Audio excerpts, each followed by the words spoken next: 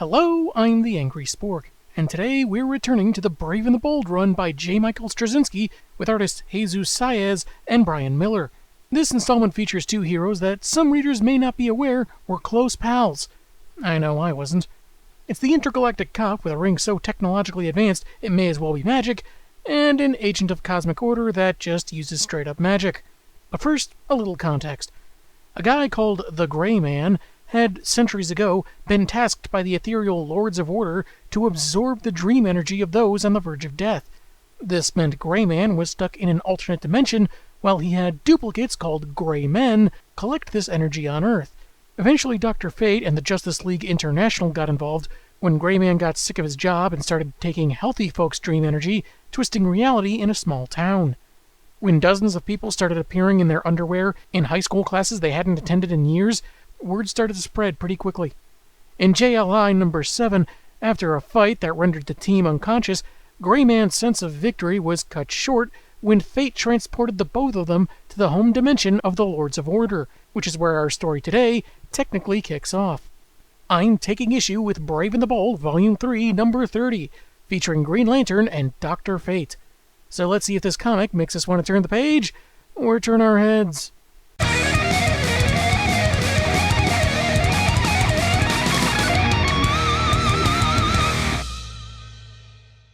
The cover sees Hal looking shocked as his power battery, perched on a convenient stone stump, is expelling fate in bright gold energy. 10,000 years will give you such a crick in the neck.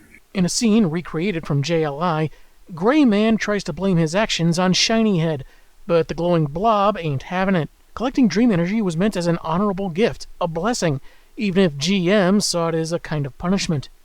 Typical management, trying to obfuscate things to avoid admitting their poor treatment of employees. Next they'll try offering him a pizza party every month, instead of a living wage. No other human, before or since, has dared what you dared. It took much to impress us, but you did. You stood that forklift vertically on its forks and still had time to put that cocktail dress on that zebra. Gotta say, you really know how to think outside the box. After all these centuries, Gray Man rejects their reward, so the Lords of Order decide to give him the freedom he's always wanted, by erasing him from existence. They tell Fate there must always be a Gray Man, and someone else will fulfill his task. But instead of suggesting Nabu, the spirit of Fate, be the replacement, leading to a disagreement, as in the original comic, they just tell him to return to his League friends. Much like with the first issue of this run, there's this weird separate caption about Kent and Nelson thinking, then his own caption wondering if there'll always be a Man of Gold. Depending on the economy, you might have to settle for Man of Gold-colored face mask from Spirit Halloween.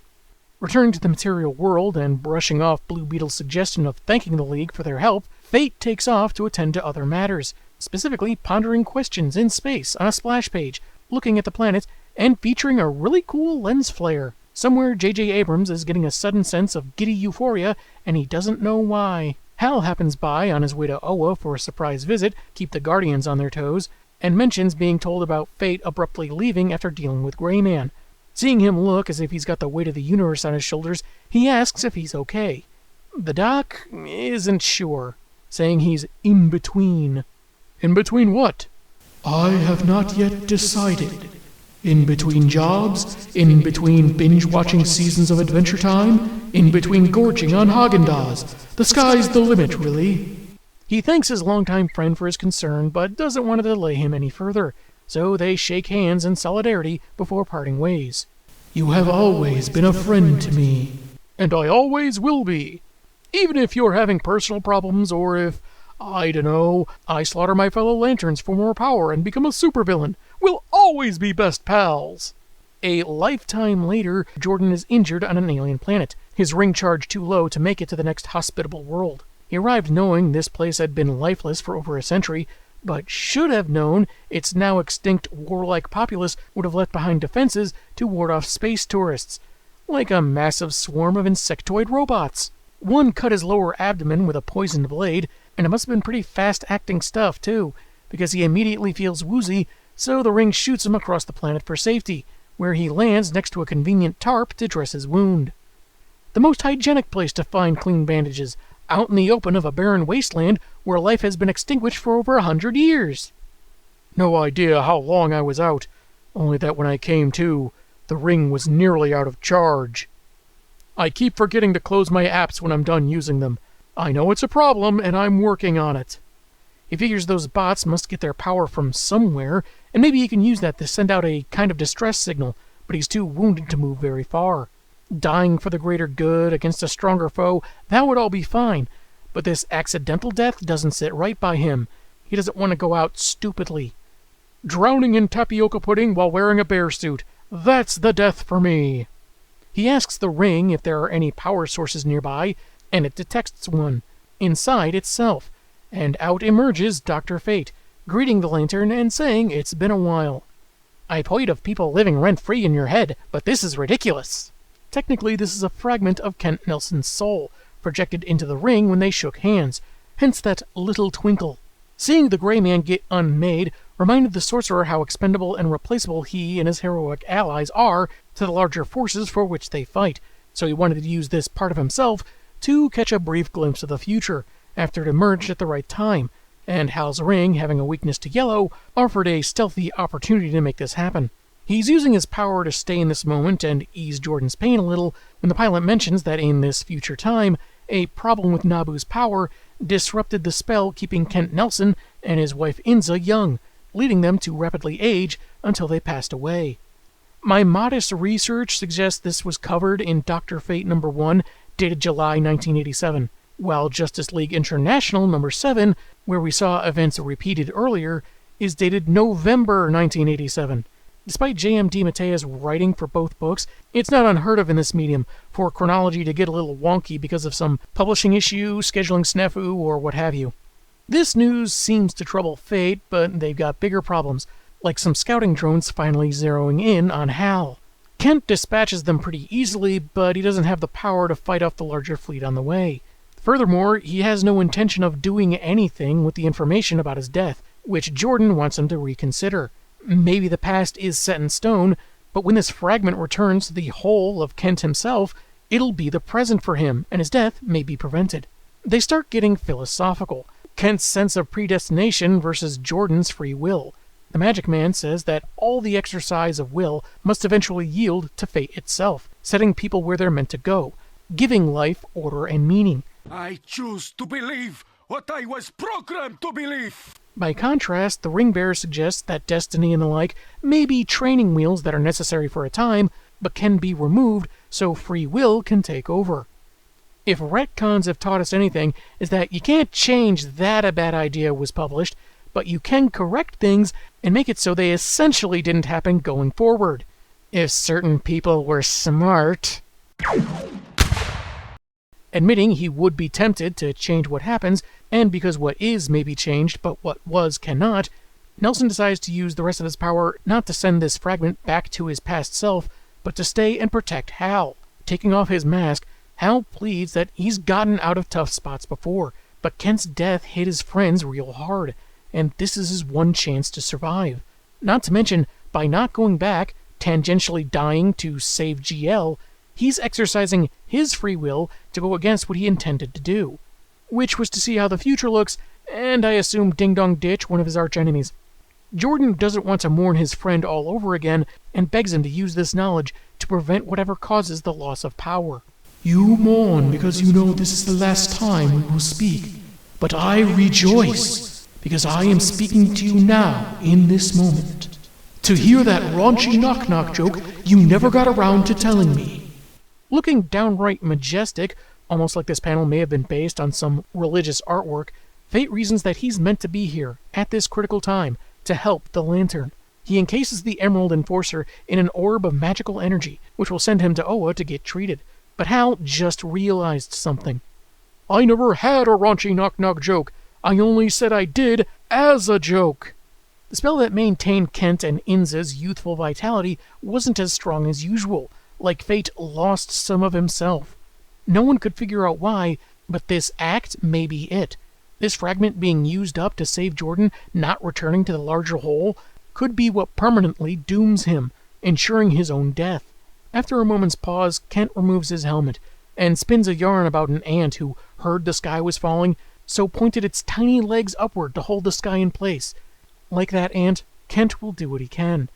Upon putting the helmet back on, Dr. Fate will do as he must, which I think is meant to kind of hint at a distinction between the supernatural force and the host, and wishes the Green Lantern well as the orb is sent on its way to Oa, with the mystical fragment fading away.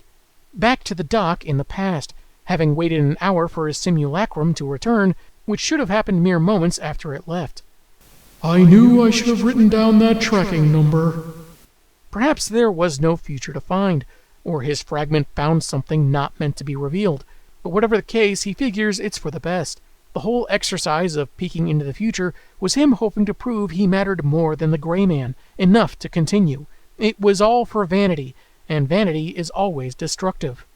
You're so vain. You probably think this time jump's about you, don't you, don't you?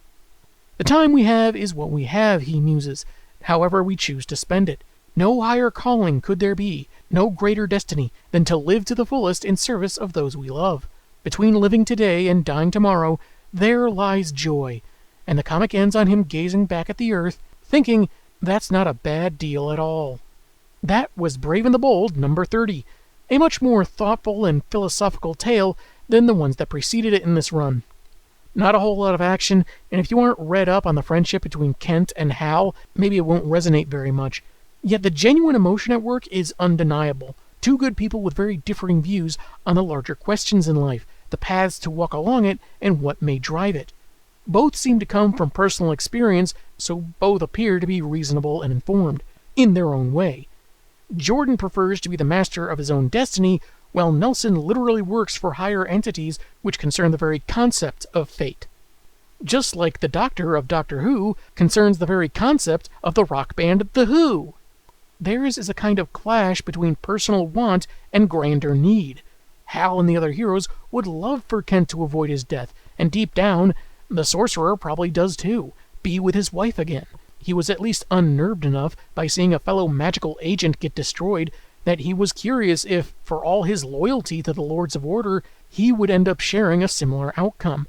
But in the end, he's committed enough to his belief in predestination to be convinced that he has a larger duty to perform, and that whenever his time is up, it's not his place to change that.